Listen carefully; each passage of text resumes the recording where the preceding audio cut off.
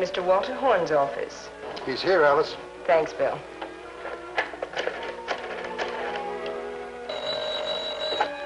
Mr. Bartlett's office. He just came through the gate. Is your Shakespeare there? Yes, he is. Working hard. Do you think Mr. Horn might want him for a story conference? I certainly will. He took the script home last night. In any case, don't let him get away. Sit on him.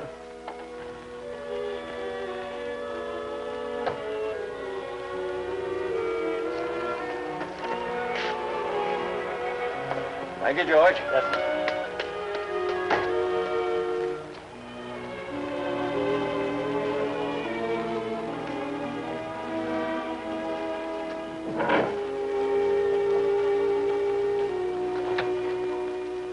Good morning, Alice. Happy this morning? As always, Mr. Horn. The kids? Fine, just fine. Have Mr. Bartlett come in right away. Art department sent up the sets. Wardrobe wants you to okay the costumes. Oh. Come here, Alice. Do you like them? Well, I think they're very good. they're beautiful, Mr. Horn. This is for Stuart Clark. Very handsome, isn't it? It's beautiful, Mr. Horn. Call Mr. Bartlett right away. Yes, Mr. Horn.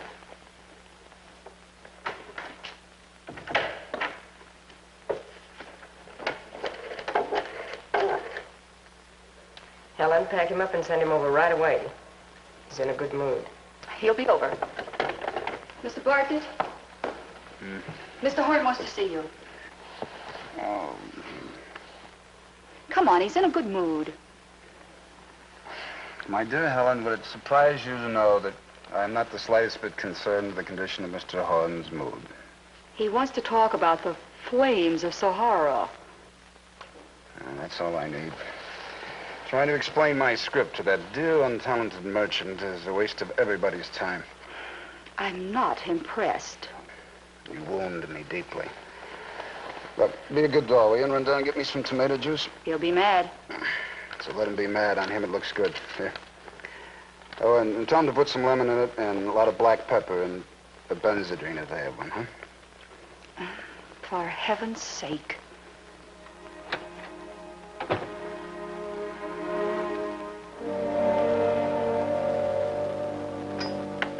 Where is Bartlett? He's here, Mr. Horn. Send him in. Do you want your coffee now, sir? Yes, and bring one for him. But don't spike it. I understand. Come in, Hank, come in. Salam. And how is Allah this morning? Oh, fine, just fine. I meant you, Skipper. Well, that's who I meant. How's Betty? Fine, just fine, Hank. By the way, she's giving a party a week from Saturday. Could you come? Delighted. Big crowd? Well, I don't know. You better wear a tie. WJ's daughter will be there.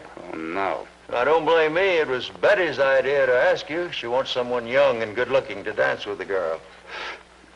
What's wrong with that? You are young and good-looking, aren't you? I want to be loved for my powerful brain. Well, you better bring it with you, then. Well, Hank, I read it last night. Okay, Skipper, let's have it. Sit down, Hank. Sit down.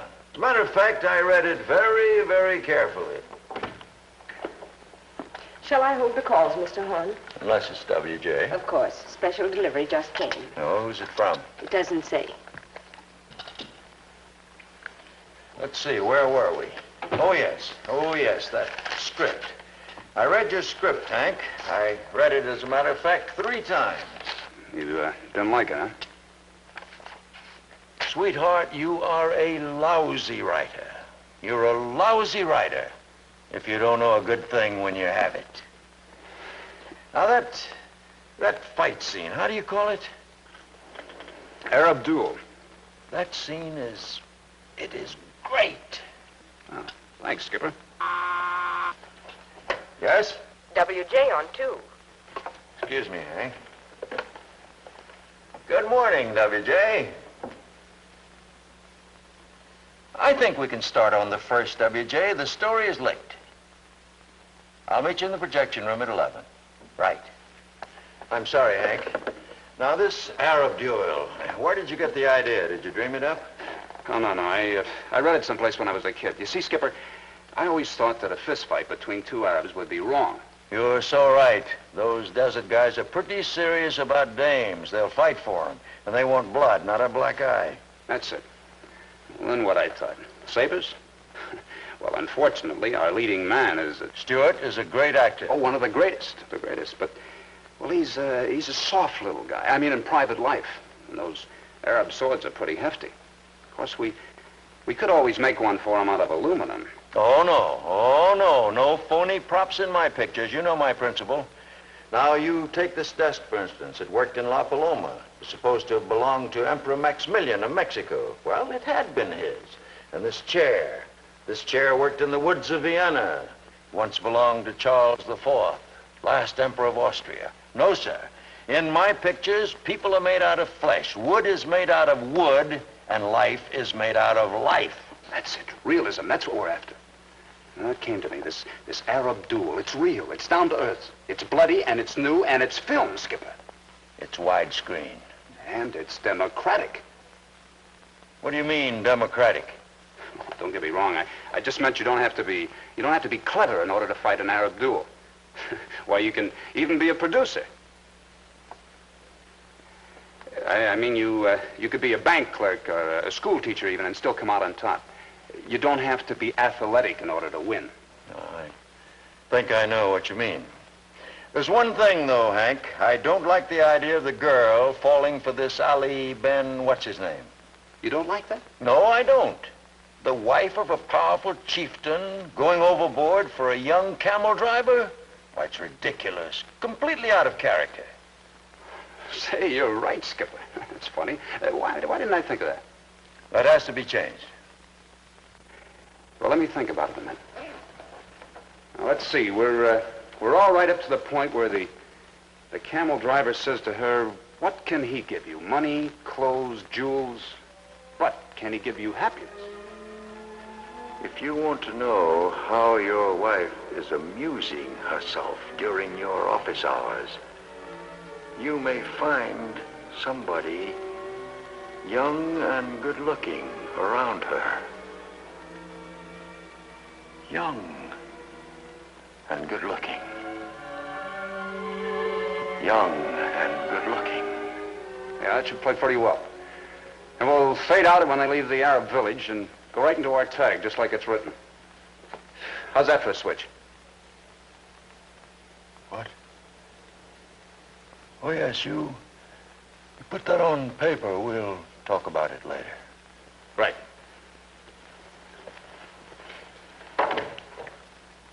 Say, Skipper, do you mind if I work at home today? Why do you want to do that? Oh, it's so hot here. My office is like a sweatbox. Go ahead. I wish I could go home, too, but I'm sorry I can't. I'm only the producer. Well, we all have our own cross to bear, Skipper. Better stay near a telephone. I may want to get in touch with you during the day. Well, as a matter of fact, it might be better if I call you. I just may go down to the beach if it's all right with you. Go ahead. It's all right, but keep in touch. Right, Skipper.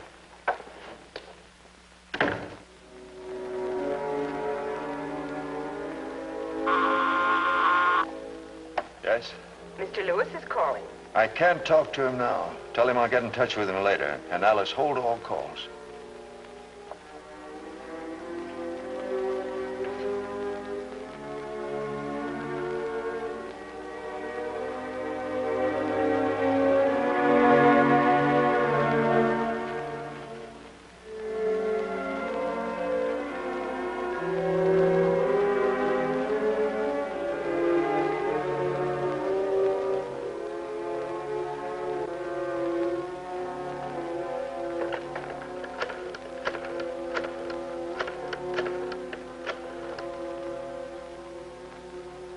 Hello?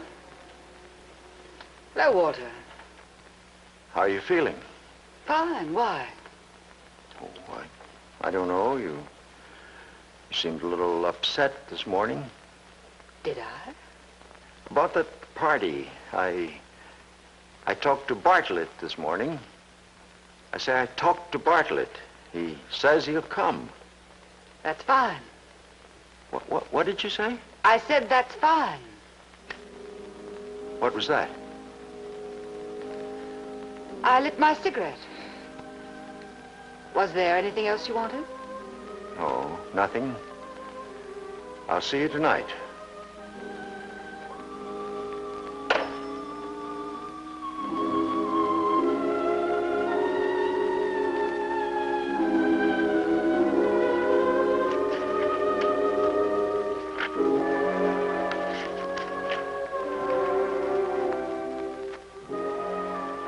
What can he give you?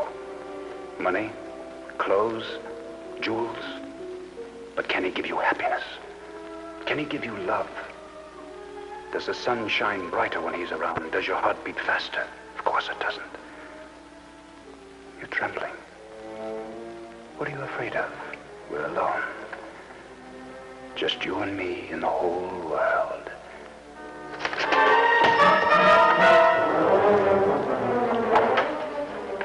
Have my car sent around. But you have an appointment with WJ in the projection room, Mr. Hall. Have my car sent around. Yes, Mr. Hall.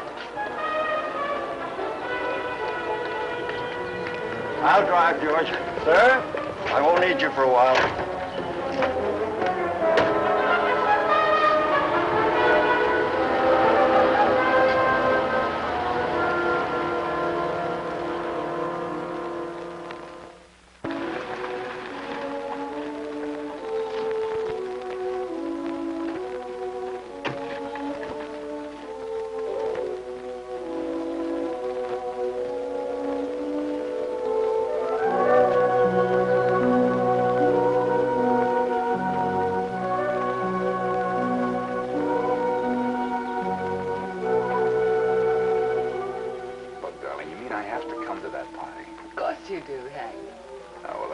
I'll make passionate love to W.J.'s daughter all evening. Oh, that would be very good for the poor girl's ego. Yeah, well, what about mine? You mean you wouldn't be just a little bit jealous? Don't be so conceited. Why should I be? Oh, come on now. Just a little jealous, huh? Promise? All right, Hank. Oh, that was wonderful. Would you like another? No, I'll make it. Stay where you are. I never trust a man who pours from the bottle. Why, Walter, darling. Hank, look who's here. I hope nothing's wrong, Walter. That's what I hope. Hi, Skipper. I was just about to call you. About what? To let you know I was here, of course. Of course. I was driving out Sunset to the beach when it suddenly occurred to me how much nicer it would be to swim in your pool. So well, you always did say I had a standing invitation. For heaven's sake, Hank, stop. It's no good. No, it's no good. It's lousy. Bad dialogue, Bartlett. Now, look, Skipper, after all... Now, don't bother to rewrite it. It isn't worth it.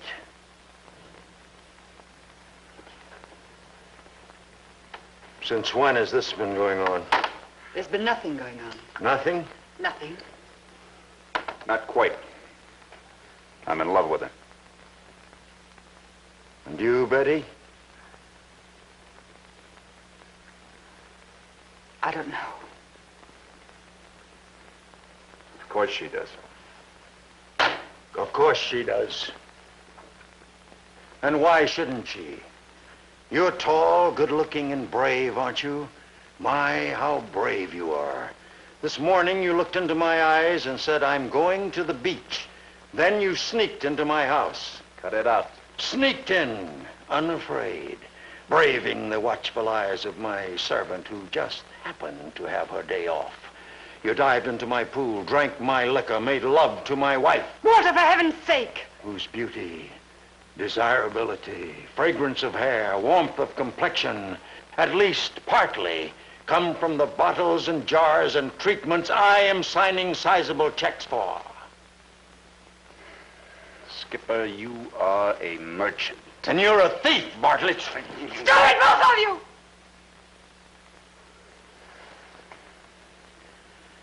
Get me a cigarette.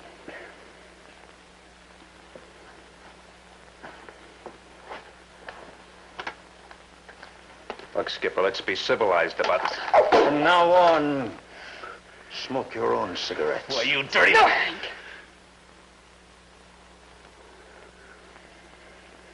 Take off your glasses. Oh, no. Skipper, you're yellow. Go on, take off your glasses and fight for it like a man. That's good. That's very good. You steal my wife. You call me dirty names. Now you want me to take off my glasses, without which you know I'm as blind as a bat, so that you can bash in my face with your well-trained college fist. Oh, no, Mr. Bartlett. I'm not going to box with you, because I don't know anything about boxing. I'm uncivilized, you see. While you were developing your magnificent college muscles, I had to work and study and make money. Yes, filthy money, so that I could become a merchant. Buy a fine house for you to sneak into. Dress up a beautiful woman for you to make love to. But I happened to be in love with that woman myself. Unfortunately. Walt. Why, you cheap tearjerker. You sound like one of your trashy pictures. Exactly. Cheap. Sentimental. Then why don't you fight for her? Like one of your lousy heroes. All right. I will. Like one of my lousy heroes. Like one of our lousy heroes. Stop being ridiculous. How can I? An unromantic merchant in love is always ridiculous. But not to himself, Betty, not to himself. To him it is beautiful and tragic.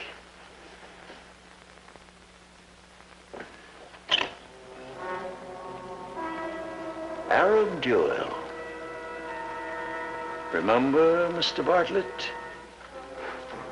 You're out of your mind. Nice and sharp. What are you doing? Why, I'm going to fight Mr. Bartlett in Arab Duel.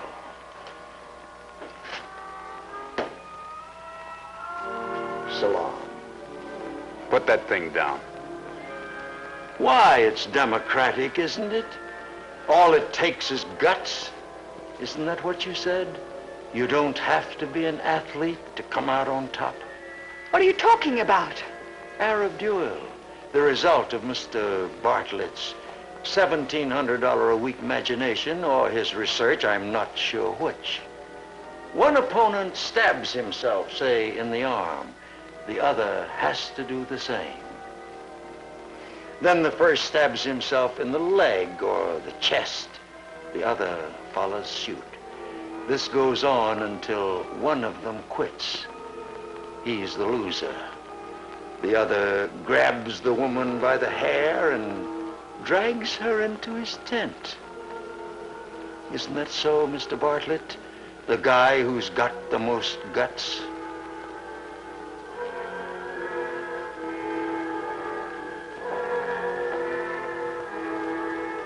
Are you ready, Mr. Bartlett? You're behaving like a child. Will you go first, or shall I?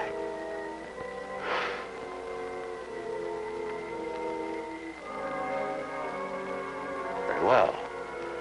Then I will.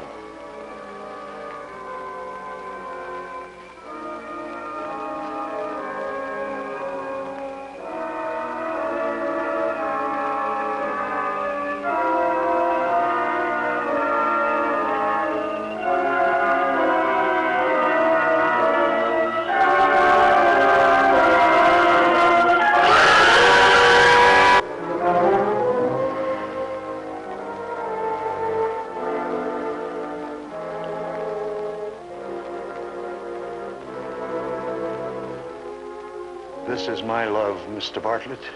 What's yours? Call a doctor. Yes, by all means. We'll both need one, won't we? Now it's your turn.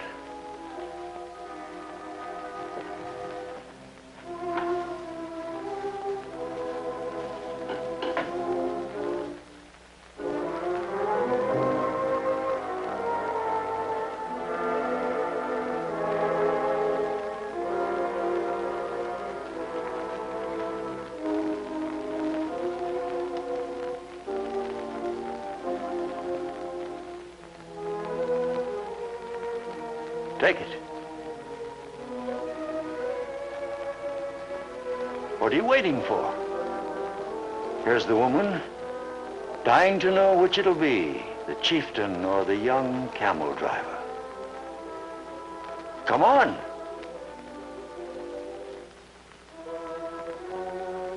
Go on. I think you're both crazy.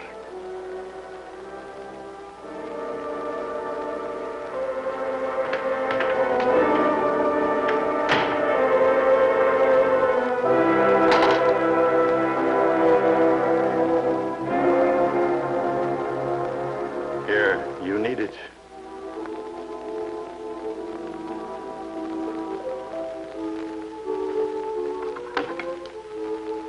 And I thought he was a man. And you thought I wasn't. You know what?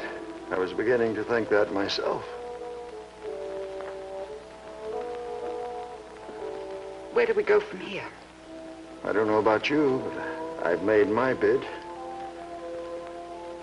Darling, does it hurt? Not in the slightest.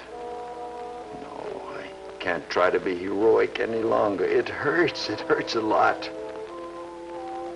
Oh, look. Why didn't you ever tell me you loved me so much? How could I? I didn't even know it myself.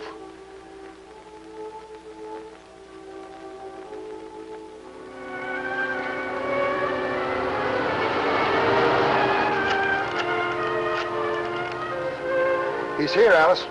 Thanks, Bill. Helen, he just drove through the gate. Is your Shakespeare there? Oh, yes, he is. Send him over right away.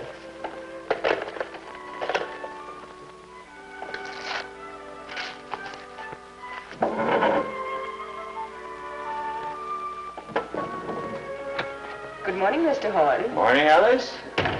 Happy? As always, Mr. Horn. I want that conference right away. He's coming, sir.